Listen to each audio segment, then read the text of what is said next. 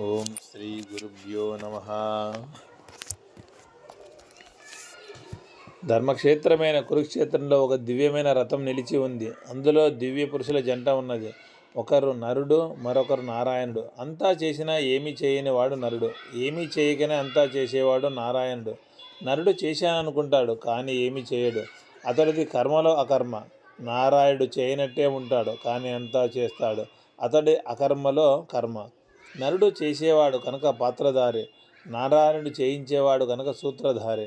నరునిది కర్మయోగము, నారాయణుడి కర్మ సన్యాసయోగము.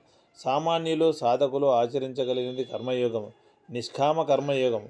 మహాత్ములు జ్ఞానులు మాత్రమే ఆచరించగలిగినది కర్మ సన్యాస యోగము. అజ్ఞాని అయిన వాడు కర్మలు చేసినా మానినా రెండు నష్టమే, దోషపూరితమే. ఎందుకు? కర్మలు చేస్తే కర్మఫలం వస్తుంది. ఫలం వస్తే అనుభవించాలి. ఆ అనుభవంతో చిత్తంలో వాసనలు పేరుకుంటాయి. ఆ వాసనల వల్ల తిరిగి జన్మనెత్తాలి. ఆ జన్మలో ఈ వాసనల ప్రేరణతో కర్మలు చేయాలి. కర్మ చేస్తే మళ్ళీ కర్మఫలం, అనుభవము, వాసనలు, జన్మలు. ఇలా జన్మ కర్మ వలయంలో జనన మరణ చక్రంలో తిరుగుతూ బంధింపబడుతున్నాడు మానవుడు. అందుకే కర్మనా బధ్యతే జంతు, మానవుడు కర్మల చేత బంధింపబడుతున్నాడు అన్నారు. పోనీ బంధించబడుతున్నాం కదా అని అసలు కర్మలే చేయకుండా ఉంటేనో అది ఎవ్వరికీ సాధ్యము కాదు.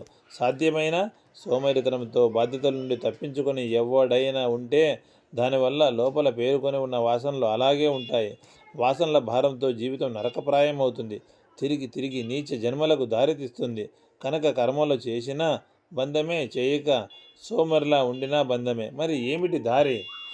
పామును పట్టి ఆడించేవాడు బ్రతుకు తెరువు కోసం ఆడించాలి. కాటు వేస్తే ప్రాణం పోతుంది. అలాగని ఆడించకపోతే బ్రతుకు తెరువు పోతుంది.